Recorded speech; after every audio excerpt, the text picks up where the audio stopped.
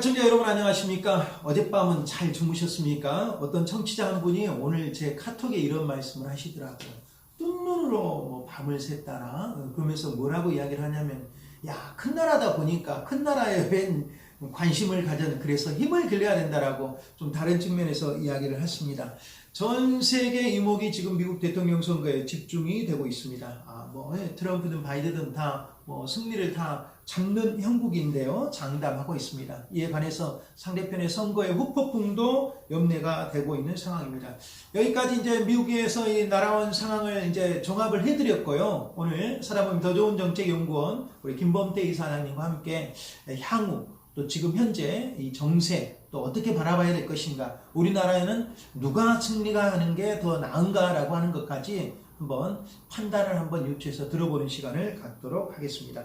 자, 미국 대선과 한반도 정세 관련 사람은 더 좋은 정책연구원 김범태 박사님 나오셨습니다. 안녕하십니까? 네. 예. 지금 이제 그 속보가 속속히 지금 들어오고 있습니다. 지금 바이든이 매직 넘버 270명 가운데 264명을 확보했다. AFP 보도이고요. CNN 지금 253명을 확보했다라고 이야기가 나와 있습니다. 자, 누가 승기를 잡았다고 지금 봐야 되는 겁니까, 지금? 네. 저도 사실상 어제 우리나라 대통령 선거 못지않게 관심을 갖고 좀 지켜봤습니다. 그러셨군요. 왜냐하면 우리나라 대통령 선거는 예측 가능하거든요. 와, 진짜. 근데 미국 대통령 선거는 이 선거 제도 자체가 불확실성을 갖고 있기 때문에 예측이 불가능해요. 그러면 제가 여기서 한 가지만 딱 여쭙겠습니다. 어디가 좀 더 민주적입니까? 그 제도를 보면 사실상 직선제나 간선제나 어느 것이 민주적이다라고 표현하기는 적절치 않습니다. 왜냐하면 그것은 어찌보면 그 국가의 문화하고 밀접한 관련이 있습니다. 미국 같은 경우는 잘 아시는 것처럼 그 독립 당시부터 여러 지역 대표들이 모여서 권력을 어떻게 하면 서로 분점할까 이런 것이 방점이 맞춰져 있었는데 사실상 우리도 옛날에 있었죠. 대통령이라고 하는 그 자리가 굉장히 많은 권력을 가진 그 자리잖아요. 그러다 보니까 그 헌법을 만들 초기 당시부터 그러한 제도를 도입했는데 그것이 여전히 그대로 이어져 오기 때문에 그래서 바꾸지 못하고 있는 형국입니다. 그래서 사실 어느 제도가 더 민주적이다라고 하기는 적절하죠. 그렇죠. 그 환경과 그 문화에 따라서 잘 적용하고 잘 실행을 하면 되는 거죠. 그렇습니다. 그런 질문을 해봤고요. 아무튼 지금 어떻게 어제 지금 잠을 못 주무시고 끝까지 지켜보셨는데 더 재밌다는 표현으로 제가 물어봐도 되겠습니까? 뭐가 재밌습니까, 완전히? 그렇죠. 왜냐하면 우리가 어떤 경기를 볼 때 어느 한 팀이 일방적으로 가버리거나 그러면 재미가 없잖아요. 근데 어제 그 미국 대선의 개표 과정을 보면 엎치락 뒤치락, 역전, 재역전 이런 스릴 있는 현상들이 나오고 있었어요. 그래서 잠을 못 자게 근데 조금 전에 선거 제도를 말씀드렸는데 우리나라 같은 경우는 사실상 투표가 종료가 되고 나서 선거 쟁송을 하도록 돼 있어요. 뭐 무효 소송이 됐든 어떻든 간에 이런 소송을 하는데 일단 되고. 그런데 사실상 트럼프 대통령은 투표 시작 전에 이미 뭐 몇 달 전부터 우편 투표에 대한 부정적인 얘기를 해왔었단 말이죠. 그래서 이제 여론 때문에 드러난 그런 현상들이었는데 사실상 개표가 진행되고 있는 과정에 개표 중단 소송을 내고 재검표 소송을 내고 막 이런 일들이 벌어집니다. 그러니까 우리나라 정치 문화, 선거 문화, 선거 제도하고는 전혀 그런 부분은 상이하기 때문에 그런 현상들이 나타난 거고 좀 이해하기 어렵죠. 재밌게 볼 수밖에 없었다 그런 겁니다. 참 그렇게 이야기를 하고 있는데 이제 말씀하신 것처럼 중간에 참 뭐냐면 미국 국민들은 염려가 안 될지 모르겠는데 우리가 이제 그 선거 상황을 모르니까 야 이거 이렇게 되면 우리가 오히려 또 염려되는 상황이고 지금 트럼프는 뭐 소송을 지금 이제 전개를 하겠다라고 하는 변호사를 통해서 지금 이야기를 하고 있지 않습니까? 그렇습니다. 결국은 이제 트럼프 대통령이 연방대법원 대법관을 지난달에 임명을 했잖아요. 한 사람을. 원래는 그 자리가 이제 진보를 표방하는 여성 대법관이었는데 그분이 이제 작고하고 나서 보수 아주 극보수인 그 네. 후보를 연방대법원 판사로 이제 지명을 해가지고 지금 활동하게 돼서 예. 연방대법원의 구성비가 6대 3으로 보수가 6, 진보가 3 이런 형국으로 이미 거기에 대비한 연방대법원을 이제 만들어놨다라고 예. 얘기를 하고 있고 예. 그런데 재미있는 것은 지금 과연 지금 현재 이제 개표 중단 소송, 재검표 소송 이것이 연방대법원에서 받아들여질 것이냐. 예. 잘 아시는 것처럼 미국이라고 하는 주정부 하에서 주정부도 대법원이 있습니다. 예. 예, 그리고 이제 전체 미국 아우르는 연방대법원이 있고 이런데 주정부에서 어떤 심판을 거친 것을 다시 이제 연방대법원으로 올라가게 되는데 그런 과정을 거치다 보면 적어도 한 달이 넘게 결과가 나올 수도 있다. 이런 경우가 이제 지난 2000년 선거 때 엘고하고 부시 후보하고 관계에서 그 연방 대법원의 판결로 콜로라도에서 표가 그 선거에는 표가 뒤집어져 가지고 바뀌는 이런 것이 있어서 사실상 미국 경우에 이제 선거 제도에서 나오는 이제 우리나라하고 선거 문화가 다르기 때문에 혼란스럽기도 하고 그럽니다만 어떻든 지금 현 상황을 좀 유심히 살펴보면 트럼프 대통령이 역전을 했다가 지금 다시 이제 바이든이 재역전하는 그런 형국이란 말이죠. 예.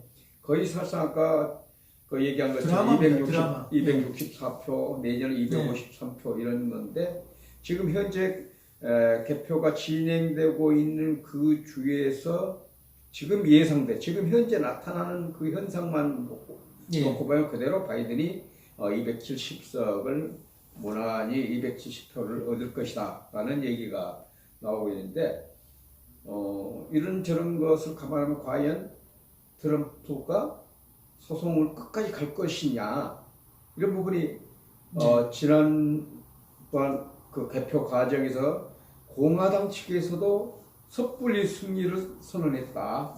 이런 그 비판적인 여론이 나오고 그랬단 말이죠. 그런 것을 봐서는 아마도 트럼프도 좀 거기에 대해서 굉장히 고민을 하지 않을까. 고민할 것 같아요. 예, 그렇습니다. 고민이 없을 것 같은데 그렇게 지금 나름대로는 또 그렇게 이야기할 것 같다. 자, 이렇게 보는데요. 저 어제부터 보니까 세계 각국의 그 이제 대변인 외신들이죠. 보니까는 막 섣불리 나는 이제 트럼프의 솔로베키하는 트럼프하고 또 중국에서는 미국의 후진국이 다 됐다라고 이야기하고 넘겨가는데 왜 이렇게 저희부터도 그런데 왜 이렇게 세계에서 관심이 많습니까, 미국에? 결국 이제 미국이라는 나라가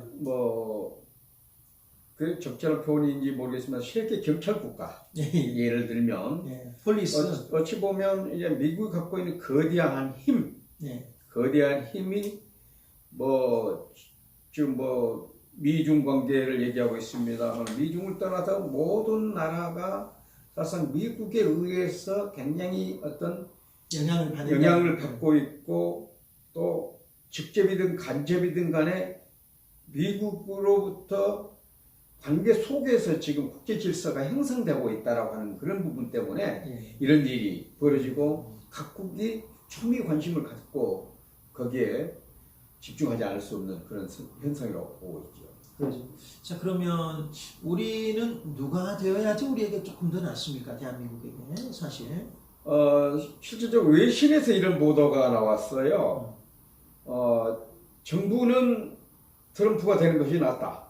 일반 국민들은 바이든이 되면 낫다. 이런 논평이 나온 외신 보도가 있었습니다. 이해가 참 어렵습니다. 정부 속에 우리나라 국민이 있는데 그게 정부하고 국민하고 따로라는. 왜 그런 얘기가 나왔느냐라고 하면 사실상 이제 문재인 대통령의 평화 프로세스 이것 때문에 지금껏 북한의 김정은 국무위원장하고 트럼프 대통령과 어떤 밀월 관계, 사실 이런 밀월 관계가 평화 정착 단계까지는 안 갔지만 그런 것 때문에 커다란 충돌 없이 트럼프가 4년을 잘 유지해 왔어요.